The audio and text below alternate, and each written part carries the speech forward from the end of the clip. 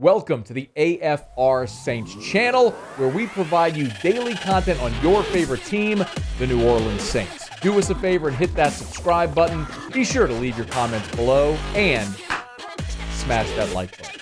Who dat? So the big news, just days after we learned that Jameis Winston is done for the year with a torn ACL, we also learn that Michael Thomas is done for the year. Thomas posted on his social media earlier today that he had a setback due to the ankle injury that he had suffered and had surgery on this offseason, and he is going to miss the entirety of the season. I'll read very briefly the statement that Michael Thomas posted on social media. He wrote, "I've always been a man of faith. In these past few months, my faith has truly been tested. As many of you know, early last season, I injured my ankle, worked extremely hard over the next few months to get back in time to finish the season. Unfortunately, the rehab didn't go as planned, and earlier this offseason, it was apparent I would need to have a procedure to repair the injury. Since then, the team and I have worked diligently day and night to rehab and get me back on the field. Unfortunately, there has been another small setback, which we'll have to address. To my displeasure, I will not be able to make it back in time for this season, but will do everything in my power to get back to the player I have always been. I know God doesn't make mistakes, so I'll continue following his path. Can't wait to be back on the field in front of the best fans on the planet." A little hat tip to the fans there at the end, hoping maybe that they might take it easy on him on social media.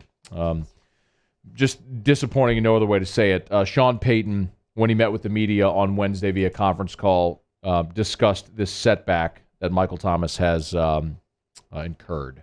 I think it's accurate to say that there was a setback, and it wasn't anything of his. He's working his tail off, and the setback had more to do with the procedure he had initially that was just done. And as they went through the scans, there's a chance that he may have to have another procedure done. And so I can't call in and have Dr. Anderson get on the call with us and explain to you, but Michael is working his tail off to get healthy and become available.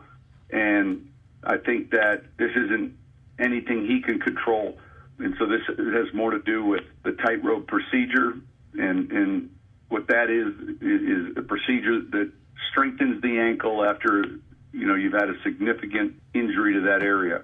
So the setback is really surgically related, and we'll kind of go from there.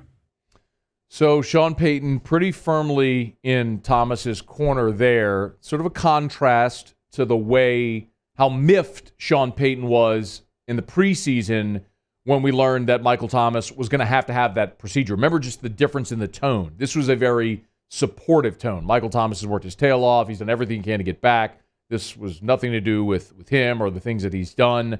It's just very unfortunate that it's happened this way. And I've said since the summer, I'll make my judgments on this team when they're whole. And the reality is they're whole now. This is what they are. Because now they've lost Jameis Winston, and they're not going to get Michael Thomas back. So what you see right now, post-trade deadline, these are the New Orleans Saints.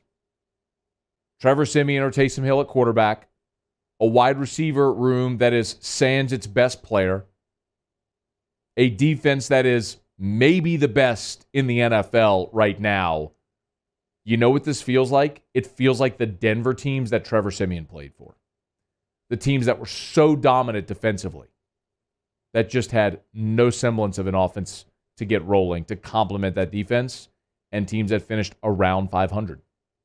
That's what this feels like. The Denver teams post Peyton Manning. Saints right now are 31st in passing offense, and I don't know how they improve. The trade deadline is come and gone. You didn't make a move for a big play wide receiver. And Sean Payton was even asked, given this news about Michael Thomas, did you approach the trade deadline differently? No. When the trade deadline comes, we'll take a peek at what we think are players that may be available via trade. We look at them, and maybe at some positions we won't look. But if you feel like you have a good team, you're paying attention to really all positions just based on who might be trading players. And so we've looked at receivers in the trade deadline. We've looked at quarterbacks. We've looked at defensive tackles. We've looked at a number of players just because there's a feeling that this team might be willing to move this player, tight end, receiver, safety. And so, you approach that a little if you have an interest like free agency. that's as far as that went. Like there was never any, well, we got down to the wire and just couldn't agree to a price. Nothing relative to any position. So the trade deadline came and went. There was a report that the Saints made inquiries to Cleveland about Odell Beckham. Realistically, when you look at where the Saints are, though, without Michael Thomas, the trade deadline has passed. You can't trade for an elite wide receiver at this point. And the salary cap really is going to preclude you from doing so anyway. And then you just sort of look at who's available, and maybe Deshaun Jackson would be the best option.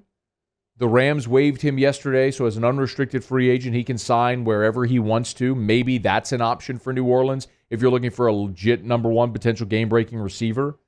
But that certainly feels like a Band-Aid on a broken leg at this point. The bigger question I think a lot of people are going to ask is, has Michael Thomas played his final game for the New Orleans Saints? And it's interesting that I did ask that question yesterday to Larry Holder when he was on the show with us. And Larry's feeling was that he felt that Michael Thomas had played his last game for New Orleans this year, but not, looking ahead. I'll remind you, Michael Thomas signed a 5-year, $96 million contract before the 2020 season. So he had the amazing 2019, the record-setting 2019 season. He signs the big contract extension, and last year was unfortunate. Suffered the injury in week 1, battled all season to get back, and was just never really whole before he had to shut it down. We know what's happened this offseason. Now he's not going to play at all here in 2021. Although still counting $10 million against the salary cap. But when you look at Michael Thomas's contract, there is a potential out after this year. And if Michael Thomas is on the roster next year, his cap hit is $24 million. The dead cap hit is 22.7. So it's not beneficial. But if you look at the specifics, if they trade or release him before June 1st, they would save in the neighborhood of $21 to $22 million there. So that would be maybe an off-season possibility.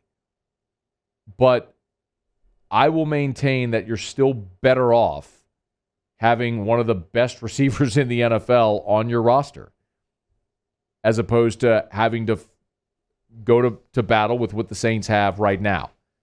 Now, Sean Payton also agreed his current wide receiver room, and I don't know what else you'd expect him to say other than lend them his support.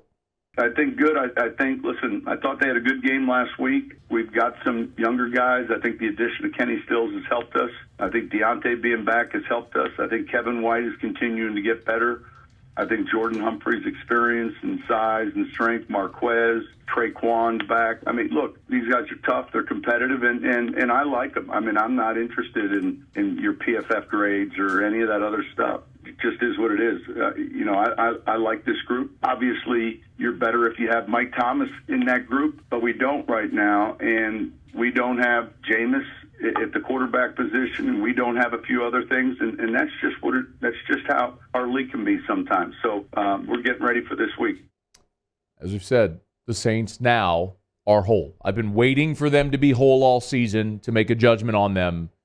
They are now whole, and these Saints, with Trevor Siemian or Taysom Hill at quarterback, with no Michael Thomas, with an elite defense, they're whole right now. This is what they are. This is what they're going to be.